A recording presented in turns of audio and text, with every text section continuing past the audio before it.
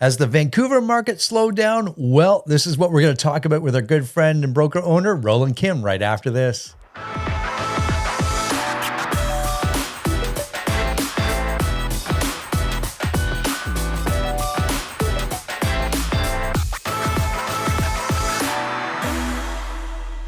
All right, my friends, as promised, here's our favorite broker owner from Vancouver. Roland, how you doing, my man? Doing great. And you? I'm doing well, doing well. We just had, we always kind of laugh, and I always chuckle to myself afterwards. We should have hit record for the moment you and I came on, because that would have been our video. we dove deep into our local markets and the economy and fixed the world's problems and everything in between. It's all good though. It's all good. So what Roland and I were talking about, of course, he being in Vancouver, me being in Toronto, call it like it is. We do represent two of the biggest markets in Canada, and how these two markets go is really how the rest of Canada goes. And I know here, Roland, in the Toronto area, we have been on a run up for the last 3 or 4 months of sales, multiple offers. And I dare say in the last 14 days, definitely since our interest rate announcement last week, we've just had just a touch of the brakes. I don't want to say it's stopped or turn around, but just a little touch. What are you seeing in the Vancouver area? Yeah, I think it's very well stated. I think, if I look back this time in May, so 2 weeks into May, we were trending at a pretty, high pace of volume. We were moving from 125 transactions a day on the real estate board to about 130 mid-month. And then, the inflation news came out that we actually went up a fraction of a percent, and that indicated that there'd be some potential future rate hike, even though that wasn't expected. And I think it's a mistake, but that's separate. And so the balance of May kind of averaged out at 110 transactions. So still a really busy May, but it was front loaded, right? And now, what is it, 12 days into 14 days into June, I think we're trending around 95 transactions. So it's definitely telling me it's a little bit of a tap on the brake. And there's some benefits to that. One, I don't think it's going to do what they intend, or the reason they did it on inflation. I think inflation is, the truth on inflation is the government doubled the liquidity in the world. Like, they doubled the money in the world in the last 4 years. They printed that much money, and now they're trying to pull it out in different ways. And they caused that. So I don't think that this is going to stop or reduce inflation to the 2% mark the way they're wanting to. I think it's actually going to push us into more of a recession for the next several years. That aside, locally right now, I think what it's done is it's kind of slowed the market and made everyone reevaluate what they're doing. And perhaps that is a little bit of a benefit. And, even to the point of pricing, we were touching on that. If you're looking at all-time highs of last year to the beginning of January, we were down about 15% to all-time highs. And then by May, we had recovered about 10% of that. So we're only down 5% to all-time highs. So by May, it was looking as if we might, recover that by July and even get new all-time highs. And so I think more now is caution and balance came back into the market. It's still a seller's market. I simply believe, based on the pent-up buying demand, the macro factors that we've talked about before with migration and building scarcity and home scarcity, there's really little pressure to change it, but it's definitely slowed down. And that's kind of a good place where, buyers have more options to look at. And I think a lot of buyers are reconsidering, their situation. Sadly, I do think it hurts a lot of the people we should be helping the most, which is the first-time buyers and the people that are leveling up, and just trying to get a toehold into the next asset class, moving up in home. I think some of those folks will reevaluate, because there's just concern that the rates could go up again, and what does that look like? But I think it's kind of a tap of the brake, and slowish, so to speak, maybe month ahead, but I think it's going to level off and stay consistent. So we're still going to finish the year busier than last year, and on pace for a very steady, busy year over the last 6 years of average. It's just we're not escalating on price the way the beginning of May was starting to look. Yeah, no, that's good insight. And I made the comment in one of my other videos, and I'd love to get your feedback on it.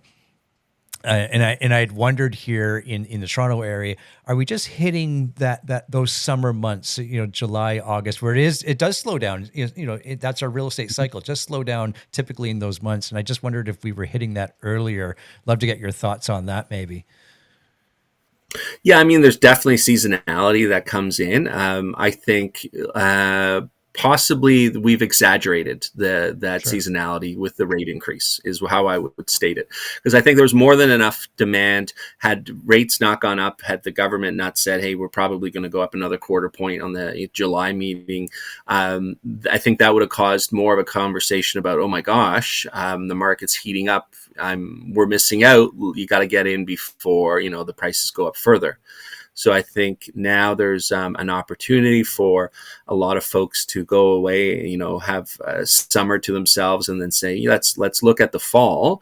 And as long as interest rates have stopped going up, and we're seeing signs that it's balancing, I think the fall will be busier than usual. Right. But the market wasn't on that trend. That is a direct correlation to the inflation and interest rates going Yeah. up. Interesting. Well, it, I tend to think about, wow, isn't it intriguing, the seller's mindset? We've had just that slight pump of the brakes. You have the cruise control. You maybe just kind of touch it and turn it off for a moment. We're not selling within 7 days. Showings are down ever so slightly, and all of a sudden the sky's falling. When in all Yeah. reality, right, it really isn't. Of course, we try and paint the pretty picture, but we also paint the picture of reality, and the fact that, hey, we didn't sell in the first 7 days isn't the end of the world, because typically, you know, homes typically sell 30, 40 days type thing, right? In the grand scheme of things, in a nice balanced market, and even longer, wouldn't you say? Totally. And I mean, even in the numbers I threw around there at the, busy moments of 130 sales a day and slow moments of 95 a day. Well, every day there's still over 95 properties that sold, right? So Yeah. what does it mean? It means that, perhaps you can't just throw up your property without any preparation and assume it's sold. And, you have to get more realistic on pricing, and you know more proper listing process, and be kind of prepared for, like you said, it's the all-time average is probably still 45 days to 30 to 45 days to sell a house, on average. It's Yeah. just we think it needs to be a lot faster, or the market is something's wrong with it. Yeah, yeah, exactly. And I want to circle over to you brought up something earlier about inflation, and definitely, you know, helping and supporting our first time home buyers, or that move up family uh, unit that wants to go from, say, their first, apartment or condo or townhouse into a detached home or something bigger for their family to expand. And we typically use our savings as a down payment, and sometimes we put that off. And the longer we put off, you had a great point off camera, but I want to circle back to it. The longer we put that off, perhaps it's costing us more money, right? Kind of Yeah. peel the onion away about, how inflation and our dollar today is worth perhaps what it was yesterday. Yeah. So what we were talking about was, right now there's potential buyers out there that might have 15% saved down for down payment, and they want to get that last 5 to 7% so they don't have to pay the mortgage insurance premium. The challenge is, you got to be honest with yourself and say, how long will it take to save that up? If it's 6 months, if it's a year, I actually believe the property will go up more than 3-4%, even in this market that we're in. And so the gap doesn't close. It actually gets larger, because, you're saving for 6% on, let's say $1 million purchase, and the market's gone up, let's say 4% on $1 million purchase. So the math is not working in your favor. And that is kind of a difficult environment that we're in. The market is telling people that most wealth now is accumulated through using leverage and debt and risk.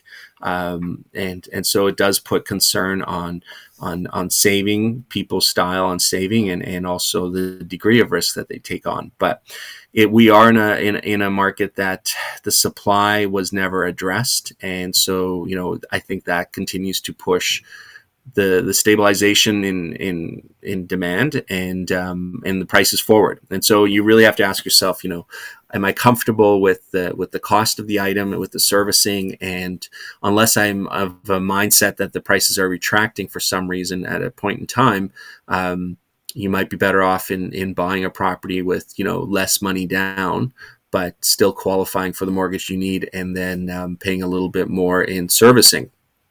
I don't know if we talked about it before, but it's very interesting. I've been a realtor for 15 years, and my first few buyers that I helped 15 years ago, literally we did 0% mortgages. I think they were from RBC. They gave you the 5% and rolled it into the premium.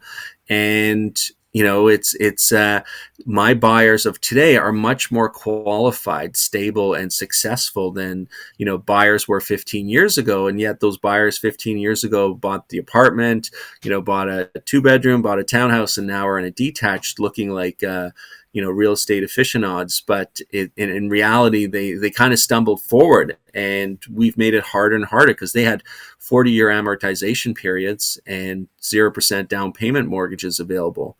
And now we keep tightening, the screws to the qualifying rate, and the folks that are really the underbelly and the foundation of Canada. We're making it harder and harder for them to level up in housing, and we'll see ramifications of that in the future. I think there's going to be a divide from more and more people that are long-term renters versus renters migrating into homeowners, and I think it's also a sign of how governments have a very difficult time of leveling, right? They go extreme one way or another. And I think right now we're going extreme on the rate increases, and we still have our hand on that lever, thinking it's the only lever available. And we haven't given enough time for all those raises last year to kind of to do their job, because it really is 6 to 12 months after the final rate increase you get to see the impact. And That's right. I would argue this fall we're going to see a lot of people kind of self realize when their mortgages are coming due that the cost of their new mortgage is a lot higher, and it would kind of subdue the appetite. And now I think we're pushing on rates, and we're going to go the opposite direction. And I think a year from now, we're going to be talking about rate reductions because the government is trying to stimulate things again. Yeah. Well, and that's exactly where we'll head for sure. And you use the word stimulate, and that's what we're going to need in a sense too. And it's interesting. Obviously, Roland and I both, own investment properties, and we're pro real estate. That we're not trying to shy away from that. And we wish that, and our goal is that everyone does have that opportunity to own real estate, and then oftentimes sometimes you can't own in the area you want to live in, so look in some of those other areas where perhaps you can invest. My point I want to get to, excuse me, is if you're on that fixed income and talking about inflation, and we've all know, when you go to the gas pumps, it costs more than it did a year or two or three ago. And you go buy milk and bread, kind of the staples, it costs more. And being realtors, we certainly have that entrepreneurial mindset. And this is just the way maybe we're wired or programmed. But if you're on that fixed income, meaning, I don't mean, making $20 an hour. I mean, you're perhaps we're making good income, like $100,000 a year, yet even at that salary, buying a home in the Vancouver area, it might still be out of reach for you. Look at other ways. And if you've got cash, look at other ways to invest that. And maybe there's a side hustle that you can start, or a business on the side that you can start, or invest in a business, or invest in something. Like, make that money, make your mind work for you, right? Just because you can't get into real estate doesn't mean you can't think like an entrepreneur. Is that right? Definitely. I mean, I think a side business for everyone's an amazing way of, reducing expenses. You can fold in things that you naturally use, and portions of that can be attributed to your part-time business, side hustle, whatever you want to call it.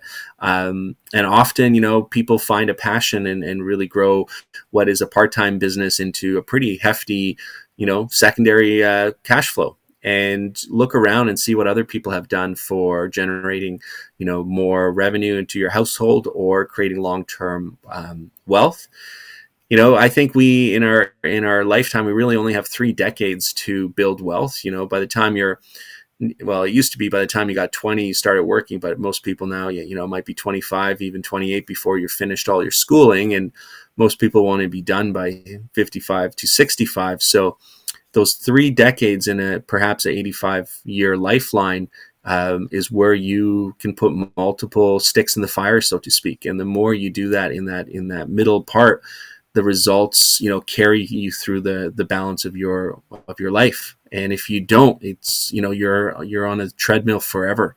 And so definitely get creative and look around you. There's so many people doing things that you're like, I had no idea that was a possibility. There's so many things out there. Just find a passion that you can turn into a business.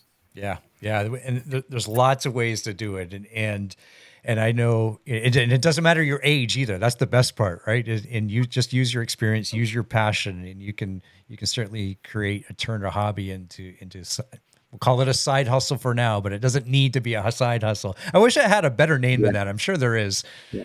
Ask the kids. The kids will know.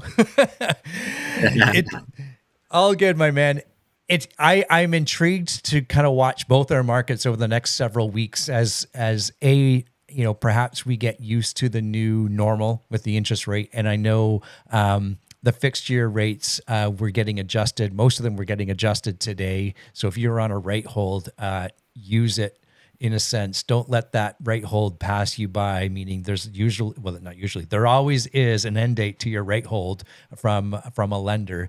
And if you've got that rate hold and it's coming up, go talk to people like Roland so they can get you into the next home, into the market.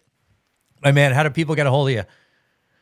Real simple. Last name is KYM, Roland Kim. You can Google me. And otherwise, my direct cell is 604-970-0393. Excellent. Excellent. So for Roland Kim out in Vancouver, I'm Gary McGowan. We'll see everybody on the next video. Goodbye for now.